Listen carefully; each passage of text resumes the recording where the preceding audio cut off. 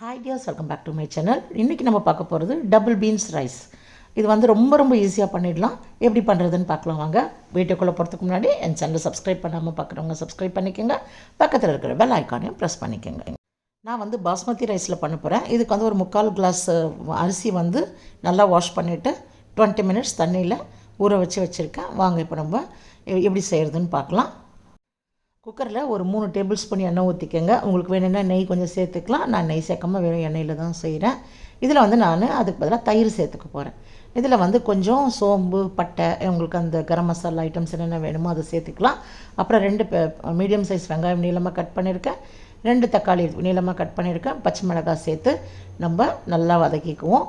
அதுக்கப்புறமா மஞ்சள்தூள், அதுக்கு தேவையான உப்பு சேர்த்துக்கலாம்.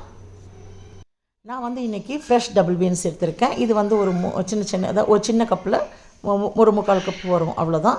இது வந்து நான் சேர்த்துட்டு ஒரு 5 நிமிஷம் நல்லா வதக்கிக்கிறேன். இப்போ வந்து நம்ம 1 டேபிள் ஸ்பூன் தயிர் சேர்த்துக்கலாம். தயிர் சேர்த்து செய்யும்போது நல்லா ஆயிலிஷாக ரொம்ப டேஸ்ட் நல்லாயிருக்கும், சாஃப்டாக இருக்கும்.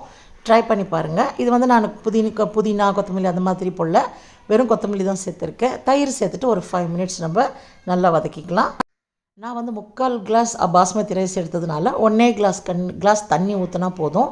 இப்போ வந்து நம்ம தண்ணி சேர்த்துட்டு அதுக்கப்புறம் நல்லா தண்ணி கொதிக்கும்போது நம்ம அரிசி சேர்த்துக்கலாம். இப்போ நம்ம கரெக்டாக 1/4 கிளாஸ் நம்ம எதில் எடுக்கிறோமோ அதில் அளந்து ஊற்றிக்கோங்க. அதுக்கப்புறமா இதில் வந்து நான் பொடியாக கட் பண்ண கொத்தமல்லி சேர்த்துக்கிறேன்.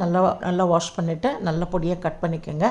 இதில் வந்து நம்ம அரிசி சேர்த்துக்கலாம். ஃபஸ்ட்டு அரிசி சேர்த்துட்டு அரிசி உடையாமல் நல்லா கொஞ்சம் லைட்டாக கிளறிட்டு கொத்தமல்லி தூவிட்டு அப்படியே நம்ம மூடி வச்சிட வேண்டியது தான். கரெக்டாக 2 விசில் இல்லை 3வது விசிலில் அப்படியே ஆஃப் பண்ணிட வேண்டியது தான். அவ்வளோ நல்லாயிருக்கும்.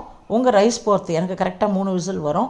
சிம்மில் வச்சு உங்களுக்கு உங்கள் ரைஸ் பொறுத்து 2 விசில் இல்லைன்னா 3 விசில் போதும். ப்ரெஷர்லாம் அடங்கின உடனே திறந்தால் கமகமான டபுள் பீன்ஸ் ரைஸு சூப்பராக ரெடி ஆகிட்ருக்கும். இதுக்கு வந்து சைடு வந்து நான் 2 பாயில் எக்கு கொஞ்சம் பெப்பரும் சால்ட்டும் போட்டு அமுச்சிட்டேன். அவ்வளோதான். இதுக்கு வந்து ஒரு சிப்ஸ், உருளைக்கிழங்கு பொரியல் அந்த மாதிரிலாம் இருந்தால் சாப்பிட்றதுக்கு ரொம்ப அட்டகாசமாக இருக்கும். நீங்களும் ட்ரை பண்ணி பாருங்கள். எப்படி இருக்குன்னு எனக்கு கமெண்டில் சொல்லுங்கள். மறக்காமல் சப்ஸ்கிரைப் பண்ணிக்கோங்க. ஒரு லைக் பட்டன், ஒரு share button. Please dears, take care, keep smiling.